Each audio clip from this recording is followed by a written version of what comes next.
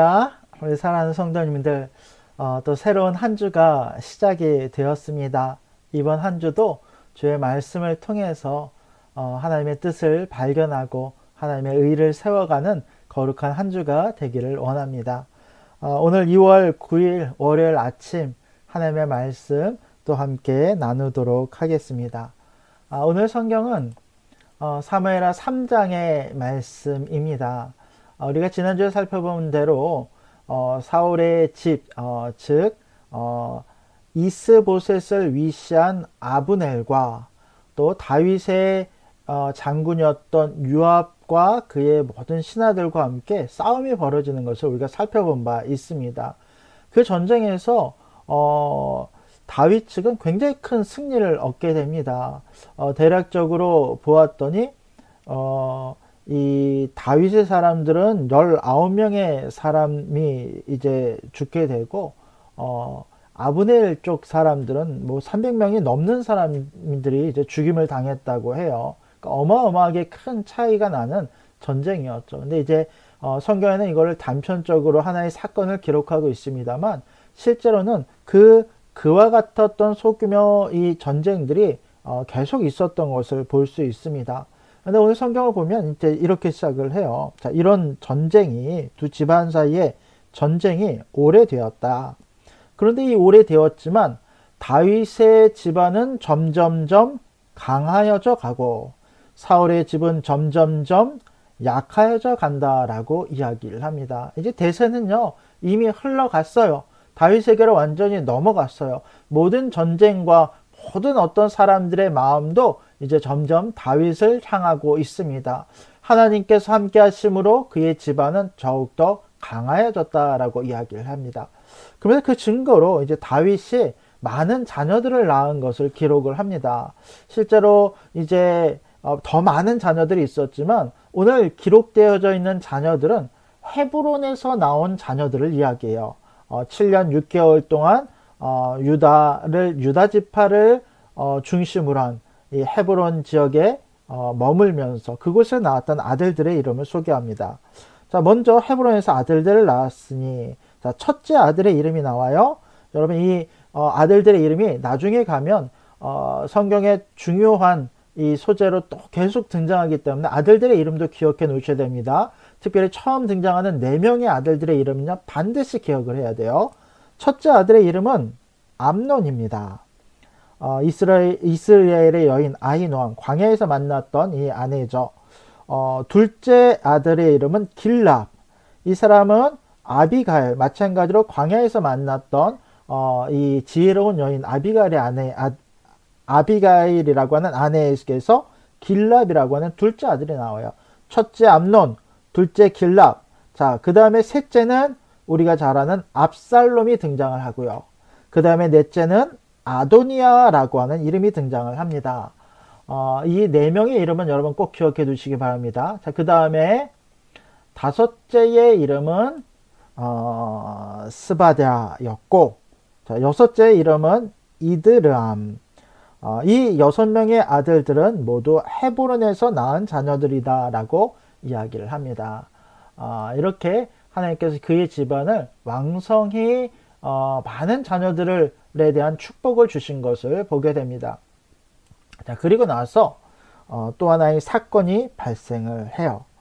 자, 사울의 집과 다윗의 집 사이에 전쟁이 있는 동안 아브넬이 사울의 집에서 점점 권세를 잡으니라. 우리가 지난주 금요일에도 잠깐 말씀드렸지만요.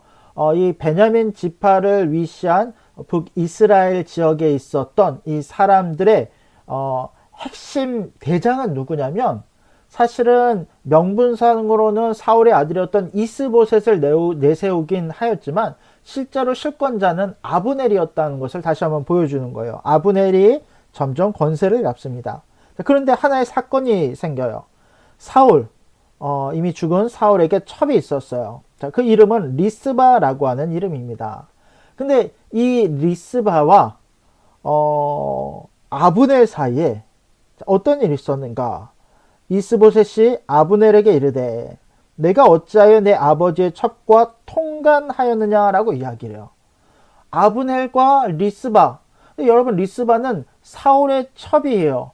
근데 전임 왕의 첩을 한낱 신하가 이 왕이 있음에도 한낱 신하가 취한다라고 하는 것은요, 이거는 그 당시 정서적으로도 마찬가지고 오늘날에도 그렇지만 이건 절대 용납이 되지 않아요. 이 나중에도 이 비슷한 사건들이 등장합니다만, 전임 왕의 철을 취하거나 첩을 취했다라고 하는 것은 모든 권세가 내게 있다라고 하는 그것을 이제 증명하는 것이기도 하거든요.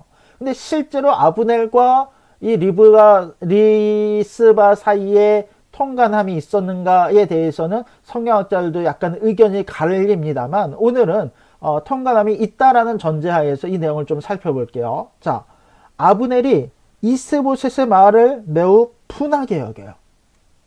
그리고 뭐라 이야기하면, 내가 유다의 개머리냐?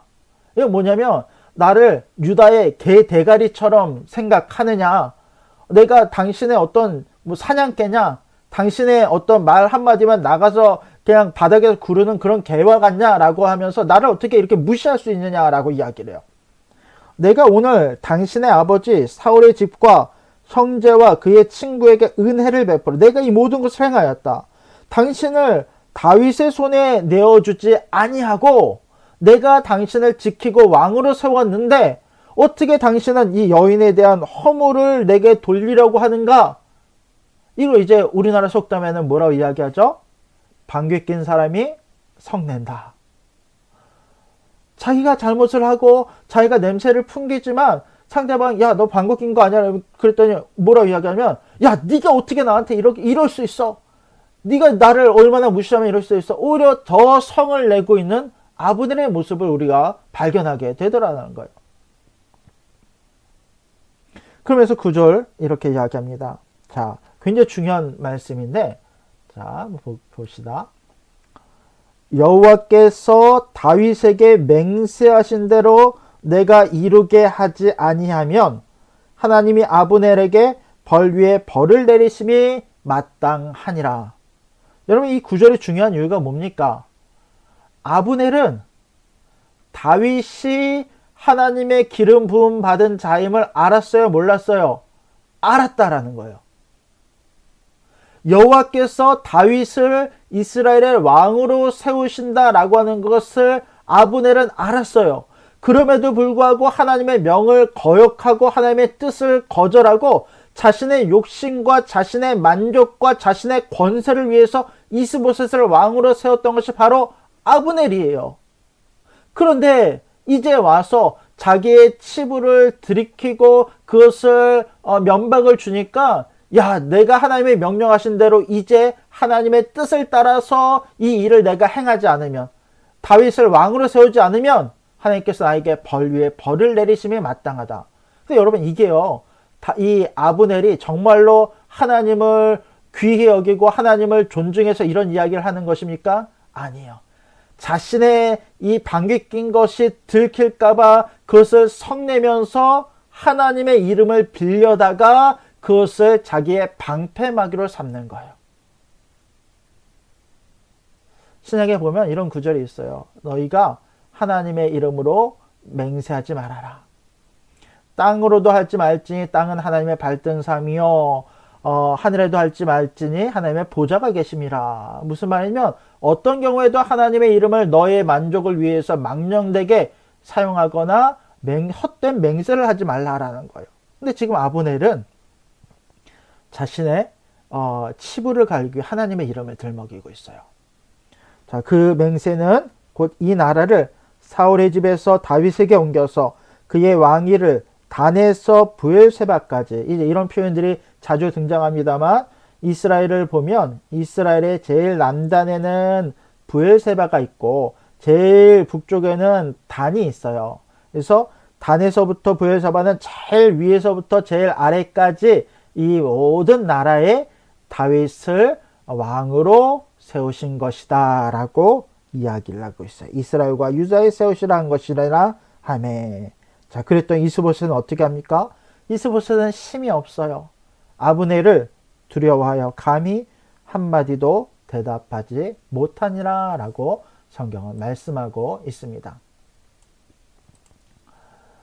여러분, 오늘 말씀은 먼저는 이제 점점 강해지는 다윗의 집안과 점점 약해지는 사울의 집안을 우리 가운데 보여줍니다. 그리고 이것은 단지 군사적인 힘의 차이가 아니라 하나님의 주권적인 역사가 누구를 향하고 있는지를 보여주게 된다라는 것입니다. 그래서 오늘 성경은 아브넬을 우리 가운데 보여줍니다. 그는 하나님의 뜻이 다윗에게 있다는 것을 머리로는 알았지만 그것을 자신의 기득권을 지키거나 위기를 모면하는 방패의 마귀로 사용하였을 뿐만 아니라 그 하나님의 뜻을요 거역하고 자기의 이 힘을 지키기 위해서 이 모든 것을 자의적으로 행했던 것을 우리가 보게 됩니다. 그러면서 지금 위기에 처하니까 오히려 하나님의 뜻을 이야기하면서 이 이스보셋까지도 배반하려고 하는 모습을 우리가 성경을 통해서 볼 수 있다라는 것입니다. 여러분, 이런 아브넬의 모습이 어쩌면 우리의 모습일 수 있다라는 거예요. 하나님의 말씀을, 때로는 하나님의 이름을 나의 욕망을 정당화하는 도구로 우리가 사용하고 있지는 않습니까? 성경은요, 특별히 우리 개혁주의 신앙은 모든 삶의 영역에서 오직 하나님의 절대 주권을 강조합니다. 나의 만족과 유익은 하나님 안에 있을 때에 그것이 진실된 것이지, 그것이 기쁜 것이지, 하나님 없을 때 나는 오히려 하나님을 거역하는 자가 될 수 있다라고 하는 것을 우리가 말씀을 통해서 발견할 수 있게 되기를 원합니다. 특별히 오늘 하루 내 유익을 위해서 하나님의 이름을 빌리는 비겁함을 내려놓기를 소망합니다. 오직 하나님 말씀 앞에 정직하게 반응하며 오늘도 주님의 뜻 가운데 묵묵히 순종의 길을 걸어가는 우리 도나무리교회 성도님들이 될 수 있기를 주님의 이름으로 간절히 축복합니다. 기도하겠습니다. 하나님 감사합니다. 오늘 월요일 귀한 말씀을 우리 가운데 허락하시고 아브넬의 모습을 통해서 또한 우리 자신의 모습을 발견하게 하심을 감사드립니다. 어느 경우에나 하나님 나의 만족과 유익을 위하여서 하나님의 이름을 망령되이 사용하지 아니하도록 하나님 나를 지키시고 인도하여 주시옵소서. 오직 하나님의 부어주신 놀라운 은혜에 감사하며 오늘도 주의 뜻을 순종하며 살아가는 우리가 되게 하여 주시옵소서. 오직 나의 삶의 주인이 하나님이시오 나를 인도하시는 분이 하나님이심을 인정하며 그분의 말씀 앞에 나아가는 우리가 되게 하여 주시옵소서. 주님 모든 것을 감사드리오며 오직 살아계신 예수님의 이름으로 간절히 기도드립니다. 아멘. 감사합니다. 우리 사랑하는 성도님들 내일 다시 뵙도록 하겠습니다. 오늘 하루도 은혜로운 하루를 보내십시오.